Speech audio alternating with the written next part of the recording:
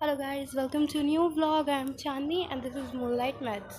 सो आज मैं काफ़ी दिनों बाद छत पर आई हूँ, तो आप देख सकते हो। वैसे इतना ही दिखेगा, बाकी काम बाद में दिखाएंगे। पहले एक डीप बात करते हैं। तो काफ़ी दिनों से मैं ये सोच रही थी कि मैं एक वीडियो बनाऊँ अपनी ब्रेकआउट जर्नी के ऊपर। फुल वीक गिर गया हमारे साथ नहीं है वो, कि मतलब 12th के बाद क्या करना चाहिए। 12th बोर्ड्स को दिए हुए मुझे 2 महीने हो गए हैं, और ये 2 महीने मतलब मेरे ऐसे बीते हैं जैसे कि I am in a hello. क्योंकि मैं करियर ऑप्शन ऐसे बदल रही थी जैसे पता नहीं मेरा क्या ही हो गया हो। क्योंकि देखो, मैंने साइंस पता नहीं क्यों ली थी, मुझे सच में नहीं पता मैंने क्यों ली थी। इट्स जस्ट कि कॉमर्स में बहुत ज़्यादा मैथ होती है और मुझे मैथ्स बिल्कुल पसंद नहीं है। Second, arts. आर्ट्स में इसलिए नहीं लेना चाहती थी क्योंकि मेरे घर वाले आई थिंक सपोर्ट नहीं करते। वैसे वो कर भी देते, तो मुझे खुद नहीं पता था कि मैं आर्ट्स लेके आके क्या करूँगी। वैसे तो मुझे साइंस लेके भी नहीं कुछ पता था कि मैं आगे क्या करूँगी, बट मैंने साइंस इसलिए ले ली क्योंकि इसमें बायोलॉजी थी, और बायोलॉजी मुझे अच्छे से आती है। तो आई वाज लाइक, बायो तो मुझे आती है, केमिस्ट्री फिजिक्स ही तो पढ़ना है। फिर आई 11th, और 1 महीने बाद मुझे रियलिटी ने इतना कस के चांटा मारा कि मेरे फुश करके सारे ख्याल उड़ गए। अब रियलिटी चेक की बात करते हैं। तो भाई, जो भी बंदा साइंस लेता है 10th के बाद, स्टार्टिंग मुझे यही लगता है साइंस ले ली ऑरा बढ़ गया, बट भाई ऑरा नहीं होता, उसका कुछ और हो जाता है। तो 11th से आपको रियलिटी चेक्स मिलना स्टार्ट हो जाते हैं। 12th तक आपकी हालत एकदम ऐसी हो जाती है कि बोर्ड्स निकाल दूँ। फिर आपके बोर्ड्स कंप्लीट हो जाते हैं, उसके बाद आप ये सोचते हो कि भगवान जी एक गवर्नमेंट सीट तो दिला ही देना। फिर उसके बाद आप कोई भी कॉम्पिटिटिव एग्ज़ाम देते हो, like CUET, NEET, JEE, what. और फिर ये सोचते हो कि भाई इतना competition, general category, middle class, private ही चलेगा यार। फिर प्राइवेट कॉलेज की फ़ीस देखते हो, फिर देखते हो यार अफोर्ड तो कर लेंगे, बट रिग्रेट बहुत होगा। 1 साल का ड्रॉप ले ले, अगले साल गवर्नमेंट मिल जाएगा। बट मैं मैंने भी यही सोचा था कि ड्रॉप लेते हैं, अगले साल क्या पता गवर्नमेंट कॉलेज मिल जाए। बट फिर यार मैंने कंपटीशन देखा और अपनी शक्ल देखी, और देखा कि चांदनी तो कितना भरती है, ये भी देखते हैं, है ना। तो इतना सब कंसिडर करने के बाद मुझे सच में यही लगा कि यार ड्रॉप लेना सिर्फ उस बंदे के बस की बात है जो सच में उसके अंदर ऑडेसिटी हो कि वो 8 से 10 घंटे पढ़ सकता है दिन के, बिना बर्नआउट के, बिना कोई भी डे लैग करे, और बिना रिग्रेट करे पूरा 1 साल। और उसमें भी उसको अपनी होप्स इतनी हाई नहीं रखनी कि वो निकल जाए। तो यार इतना सच्ची में मेरे बस की नहीं है पढ़ना। I am really a average girl जो दिन के 3 से 4 घंटे पढ़ के खुश है। मैं 8 से 10 घंटे पढ़ना नहीं चाहती, और ना मैं पढ़ सकती। तो ड्रॉप ना सच्ची में उन बच्चों को ही लेना चाहिए जिनके दिल से ये आवाज़ आ रही है कि यार कर लूँगा, एक बार निकाल, एक चांस और मिल जाए, कर लूँगा या कर लूँगी। पता है, ड्रॉप ना कभी भी किसी के बहकावे में आके मत लेना। कोचिंग इंस्टीट्यूट्स के ना मेरे पास काफ़ी सारे कॉल्स आए हैं जब से मैंने नीट का पेपर दिया था लास्ट अपना। तो तब से इतने सारे कोचिंग के कॉल्स आए कि आप ड्रॉप लेना चाहते हो, आप हमारे बैच में आ जाओ, हमारे बैच में ये टीचर्स पढ़ाते हैं, ये टीचर्स पढ़ाते हैं, इतना अच्छा पढ़ाते हैं, ये करते हैं, वो करते हैं। So never, I told you, never. भाई कभी मत लेना ड्रॉप सिर्फ ये सोचकर कि कोचिंग इंस्टीट्यूट्स संभाल लेंगे, नहीं संभालेंगे यार। वो तुम्हें मॉड्यूल्स दे देंगे, तुम्हें लेक्चर्स दे देंगे, दैट्स इट, करना तुम्हें खुद से ही है। तो ये सच्ची में एक जूनियर भी अगर कोई देख रहा है, तो या फिर मेरी एज का भी कोई देख रहा है जो ड्रॉप लेने की सोच रहा है, तो यार एक बार खुद से 10 बार पूछ लेना ड्रॉप लेने से पहले, क्योंकि 1 साल बहुत लंबा टाइम होता है, और तुम रिग्रेट करके पछताना नहीं चाहोगे मेरी तरह। अब आते हैं बात प्राइवेट कॉलेज की। तो देखो, अगर तुमने मेडिकल लिया है तो ऑब्वियसली सी बात है, नीट तो अगर नीट तुम करोगे, तुम्हारा निकल गया तो कॉन्ग्रेचुलेशन भाई, वेरी वेरी गुड। अगर नहीं निकला तो या तो तुम ड्रॉप लोगे या तो तुम प्राइवेट करोगे। तो देखो, अगर तुम ड्रॉप ले रहे हो तो तभी लेना वही सेम चीज़ जब तुम खुद से राज़ी हो। अब आती है बात, तुम ड्रॉप नहीं ले रहे हो तो प्राइवेट से क्या क्या करो। तो देखो, नीट तो तुमसे निकला नहीं, नीट नहीं निकला तो MBBS, BDS, BAMS, BHMS, इस सारे ख्याल छोड़ दो, क्योंकि प्राइवेट में इसकी cost I think around 50 lakh तो चली ही जाएगी आराम से, अगर आप हॉस्टल और ट्यूशन फ़ीस और एक्स्ट्रा और clinical dissection kit, lab coat, thing वगैरह वगैरह सब कुछ काउंट डाउन कर दो तो भाई ये तो हो गया ख़त्म। अब आते हैं नेक्स्ट जो हम कर सकते हैं, जैसे कि हम BSc नर्सिंग कर सकते हैं, प्लेन BSc कर सकते हैं। काफ़ी BSc भी काफ़ी चीज़ों में होते हैं, बहुत सारी चीज़ें हैं BSc जिसमें कर सकते हो आप, food technology, biotech, many more options. But मैंने BSc इसलिए नहीं चूज़ करी क्योंकि मुझे हेल्थ केयर उसमें ही जाना था। वैसे तो मेरा कोई खुद का शौक़ नहीं है हेल्थ केयर में जाने का, बस मुझे पैसा कमाना है मोटा, दैट्स इट। मैं सीधा बोलती हूँ, मुझे पैसा कमाना है, और इसलिए मैंने आई थिंक 4 ऑप्शन कंसिडर करे थे, B फार्मा। फिर मैंने प्राइवेट की फ़ीस देख ली तो it's got cancel.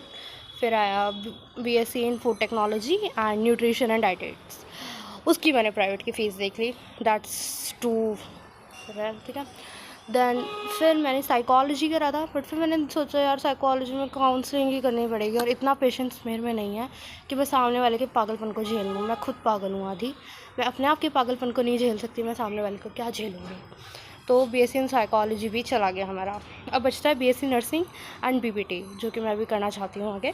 So BSc nursing ना यार तुम सच्ची में तब करना जब तुम्हें ये हो ना कि तुम गवर्नमेंट से करो, क्योंकि प्राइवेट में ना उसी तरह हाल होता है BSc नर्सिंग वालों का जिस तरह एक मजदूर का होता है सिविल इंजीनियरिंग करने के बाद। आई एम सॉरी किसी को डिफेक्ट वो हुआ तो, बट सीरियस यार BSc नर्सिंग तुम अगर गवर्नमेंट निकाल सकते हो ना, देखो अभी तुमने गवर्नमेंट नहीं निकाला, नीट नहीं निकला, तो तुम सोचो ठीक है प्राइवेट से कर लेंगे, उसके बाद नॉट सेट निकाल लेंगे एम्स के लिए, बट उसमें भी सेम ही तरह का कंपटीशन होता है। बहुत सारे बच्चे BSc नर्सिंग कर रहे हैं, कर चुके हैं, करके बैठे हैं, अभी और करेंगे, तो उसमें भी उतना ही कंपटीशन है। ये मत सोचना कि उसमें कंपटीशन नहीं है, भाई बहुत कंपटीशन है। और अगर तुम्हारे अंदर हिम्मत है कि हाँ तुम निकाल लोगे तो ही करना।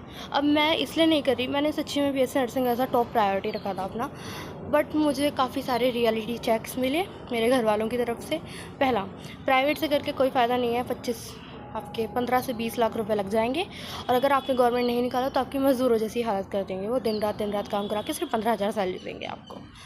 तो अब मैं बता दूँ आपको कि मैं गवर्नमेंट अभी नहीं निकाल पाई तो मैं तब भी नहीं निकाल पाऊँगी, चाहे मैं कितना ही अभी से सोच के चल लूँ कि नहीं निकल जाएगा, पढ़ूँगी तो ये हो जाएगा वो हो जाएगा, भाई नहीं होगा। मैं जनरल कैटेगरी से हूँ और मैं एवरेज गर्ल हूँ, मैं टॉपर नहीं हूँ, तो नहीं होगा।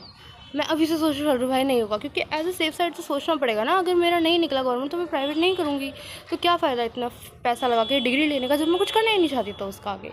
तो इसलिए मैंने BPT कंसिडर करा। अब BPT में क्या है ना, बैचलर ऑफ फिजियोथेरेपी, पहला उसके काफ़ी सारे बेनिफिट्स हैं।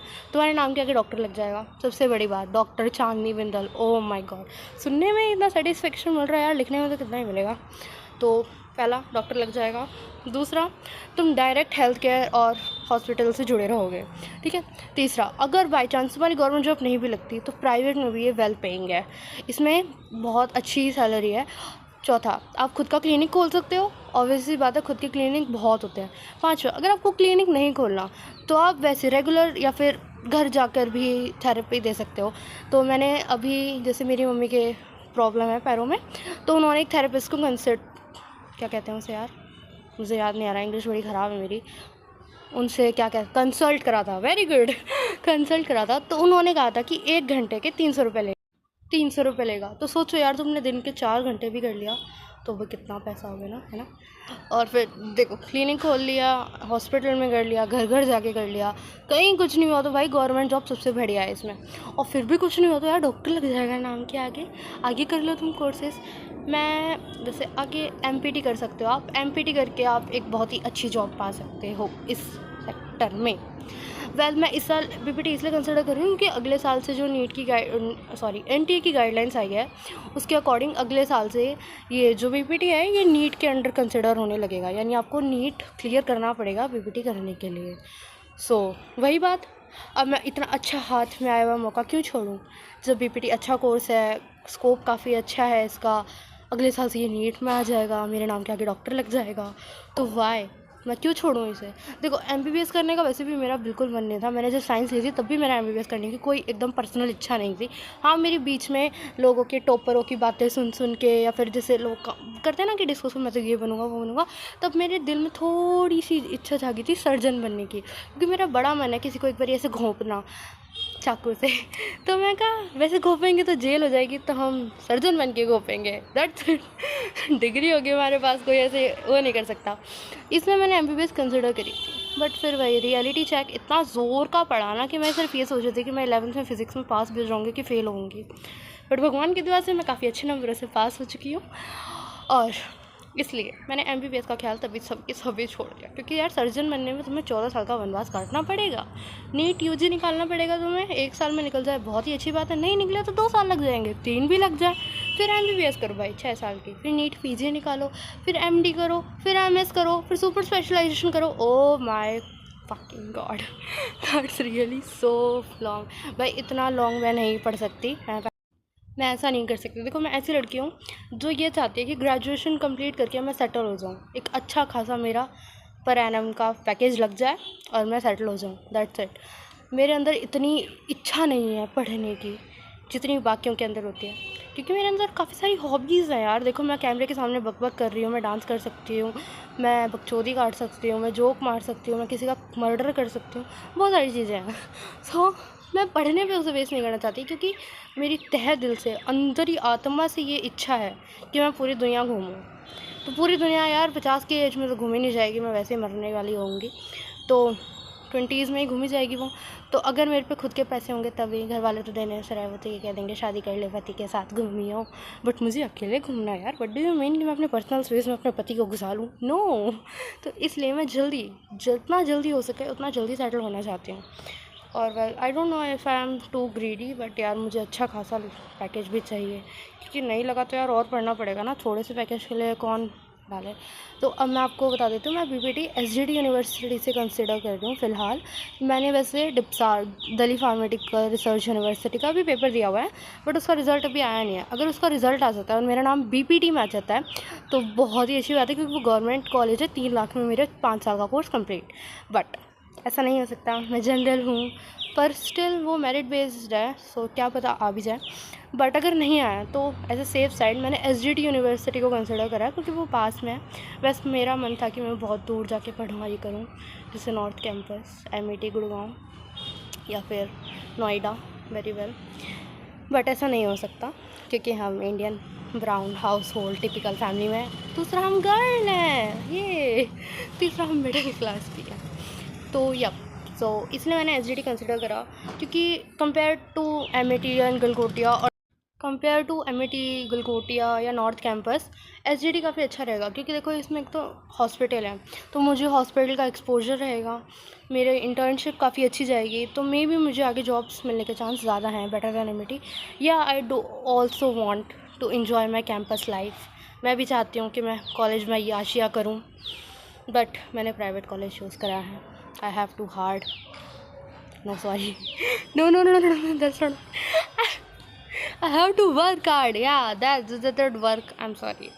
मुझे काफ़ी ज़्यादा मेहनत करनी पड़ेगी, ताकि जो मेरे पे पैसा लग रहा है मैं उसे दुगना करके अपने घर वालों को दे सकूं वापस, ताकि वो मुझे ताने ना मारें कि इस लड़की की पढ़ाई पे इतना पैसा खर्च करा है हमने।